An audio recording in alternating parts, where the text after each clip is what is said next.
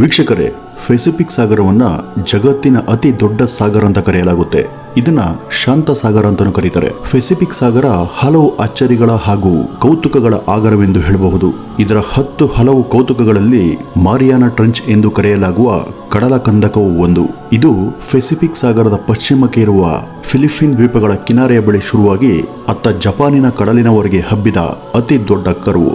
ಇದರ ಉದ್ದ ಸುಮಾರು 2250 ಕಿಲೋಮೀಟರ್ ಇದ್ದು ಹಾಗೂ ಅಗಲ 69 ಕಿಲೋಮೀಟರ್ ವರೆಗೂ ಹರಡಿದೆ. ಇದು ಅಲ್ಲಿನ ಮರಿಯಾನಾ ದ್ವೀಪಗಳನ್ನ ಬಳಸಿರೋದ್ರಿಂದ ಈ ಕಂದಕಕ್ಕೆ ಮರಿಯಾನಾ ಎಂದು ಹೆಸರು ಬಂದಿದೆ. ಈ ಮರಿಯಾನಾ ಎಂಬಾಕೆ 18ನೇ ಶತಮಾನದ ಸ್ಪೇನಿನ ರಾಣಿಯಾಗಿದ್ಲು. ಆಕೆಯ ಹೆಸರನ್ನೇ ಈ ಕಂದಕಕ್ಕೆ ಇಡಲಾಗಿದೆ. ಈ ಮರಿಯಾನಾ ಟ್ರೆಂಚ್ ನ ವಿಶೇಷತೆ ಅಂದ್ರೆ ಇಲ್ಲಿ ಪೆಸಿಫಿಕ್ ನ ಅತಿ ಆಳವಾದ ಸಾಗರದ ಪಾಯಿಂಟ್ಗಳಿವೆ. ಇದರಲ್ಲಿ ಹಲವು ಕಂದಕಗಳು 10 ಕಿಲೋಮೀಟರ್ಗಳವರೆಗೂ ಆಳವಿದೆ. ಇವುಗಳಲ್ಲೆಲ್ಲ ಅತ್ಯಂತ ಆಳವಾದ ಸ್ಪಾಟ್ ಅಂದ್ರೆ ಇಲ್ಲಿನ ಚಾಲೆಂಜರ್ ಡೀಪ್ ಎಂಬ ಸ್ಪಾಟ್. ಇದು ಭರ್ತಿ 10,984 ಮೀಟರ್ಗಳಷ್ಟು ಆಳವಿದೆ. ಅಂದ್ರೆ ಹೆಚ್ಚು ಕಡಿಮೆ 11 ಕಿಲೋಮೀಟರ್ನಷ್ಟು ಆಳ.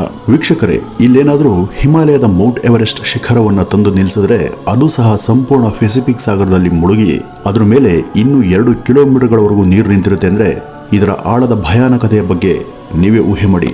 ಇದು ಈವರೆಗೆ ತಿಳಿದು ಬಂದಿರುವ ಅತಿ ಆಳದ ಅರಿವು. ಆದರೆ ಇನ್ನೂ ಕಾಣಿಸದ ಕೆಲವು ಜಾಗಗಳಲ್ಲಿ ಇದನ್ನ ಮೀರಿದ ಆಳದ ಕಂದಕಗಳಿವೆ ಅಂತ ಅಂದಾಜು ಮಾಡಲಾಗಿದೆ. ವೀಕ್ಷಕರೇ, ಈ ಮರಿಯಾನಾ ಟ್ರೆಂಚ್ನ ಕುರಿತಾದ ಕೆಲ ಸ್ವಾರಸ್ಯಕರ ಅಂಶಗಳನ್ನ ಈ ಒಂದು ವಿಡಿಯೋದಲ್ಲಿ ತಿಳಿಯೋಣ ಬನ್ನಿ. ಈ ಮರಿಯಾನಾ ಟ್ರೆಂಚ್ ವಿಶ್ವದ ಅತಿ ದೊಡ್ಡ ಸಾಗರ ತಳದ ಕಂದಕವೆನಿಸಿಕೊಂಡು ತನ್ನ ನಿಗೂಢತೆಗೆ ಹೆಸರಾಗಿದೆ. ಇದರ ತಳವನ್ನು ಈವರೆಗೆ ಜಗತ್ತಿನ 3 ಜನ ಮಾತ್ರ ತಲುಪಿದ್ದಾರೆ. 1960ರಲ್ಲಿ ಟ್ರೆಸ್ಟಿ ಎಂಬ ನಾವಿಕ ತಂಡದ 2 ವಿಜ್ಞಾನಿಗಳು ಮರಿಯಾನಾ ಕಂದಕದ ತಳದಳಕ್ಕೆ ಹೋಗಿ ಬಂದಿದ್ರು. ಅವ್ರ ಬಳಿಕ ಹಾಲಿವುಡ್ನ ಖ್ಯಾತ ನಿರ್ದೇಶಕರಾದ ಜೇಮ್ಸ್ ಕ್ಯಾಮ್ರೋನ್ 2012ರಲ್ಲಿ ಇಲ್ಲಿಗೆ ಹೋಗಿದ್ರು.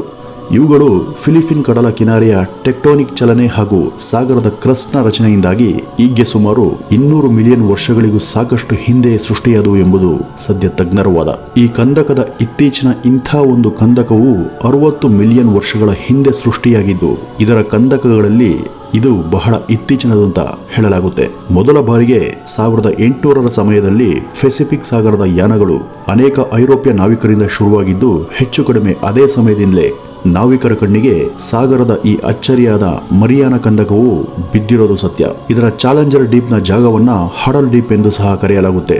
ಇಲ್ಲಿಗೆ ತಲುಪುವುದು ಅದರ ಭೌತಿಕ ಒತ್ತಡದ ಕಾರಣದಿಂದಾಗಿ ಬಹು ಕಷ್ಟ. ಸಮುದ್ರದ ಮಟ್ಟಕ್ಕಿಂತ ಸಾವಿರಾರು ಅಡಿ ಕೆಳಗಿರುವ ಈ ಕಂದಕಗಳ ತಳದಲ್ಲಿ ವಾತಾವರಣದ ಒತ್ತಡವು ಅತ್ಯಧಿಕ ಪ್ರಮಾಣದಲ್ಲಿದ್ದು ಇಲ್ಲಿಗೆ ಬರುವ ಡ್ರೈವರ್ಗಳ ತಲೆಯ ಮೇಲೆ ಆ ಒತ್ತಡ 100 ಆನೆಗಳ ಭಾರವಿಟ್ಟಂತೆ ಅಂತ ತೋರುತ್ತೆ. ಈ ಒತ್ತಡಕ್ಕೆ ಇಲ್ಲಿ ಒಯ್ಯುವ ಚಿಕ್ಕ ಪುಟ್ಟ ವಸ್ತುಗಳು ಆ ಒತ್ತಡಕ್ಕೆ ಕುಸಿದು ಹಾಳಾಗುವ ಸಂಭವವಿರುತ್ತೆ. ಹಾಗಾಗಿ ಈವರೆಗೆ ಇಲ್ಲಿ ಭೇಟಿ ಕೊಟ್ಟವರ ಸಂಖ್ಯೆ ಅತ್ಯಂತ ವಿರಳ. ಹಾಗೂ ಸಮುದ್ರದ ಸರ್ಫೇಸ್ನಿಂದ ಸಾವಿರಾರು ಮೀಟರ್ ಕೆಳಗಿರುವ ಈ ಸ್ಥಳಗಳು ಸೂರ್ಯನ ಬಿಸಿಲೇ ಬೀಳದ ಜಾಗಗಳು ಕೂಡ.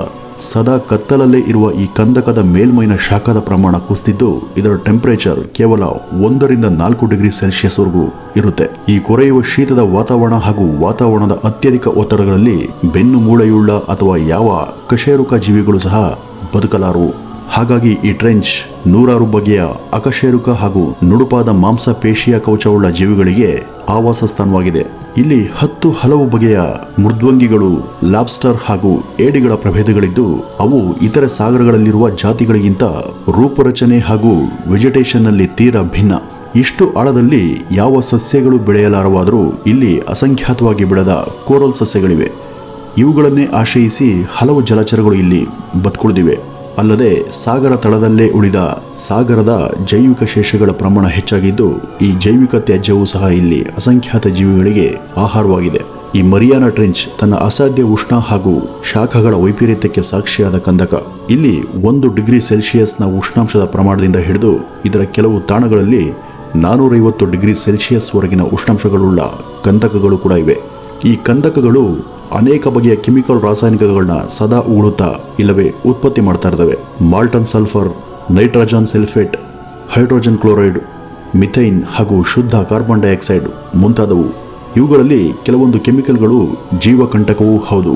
ಈ ಕಂದಕಗಳಲ್ಲಿ ಶುದ್ಧ ಕಾರ್ಬನ್ ಡೈಆಕ್ಸೈಡ್ ಅನ್ನು 24 ಗಂಟೆಯೂ ಉಗುಳುವ 100 ನೈಸರ್ಗಿಕ ಕೊಳವೆಗಳಿವೆ. ಇವುಗಳ ಮೂಲ ಯಾವುದು, ಎಲ್ಲಿಯದು, ಯಾಕೆ ಇಂಥ ವಿಷಾನಿಲವನ್ನು ಉಗುಳುತ್ತವೆ, ಈ ಬಗ್ಗೆ ಇನ್ನೂ ಸ್ಪಷ್ಟತೆ ಸಿಕ್ಕಿಲ್ಲ.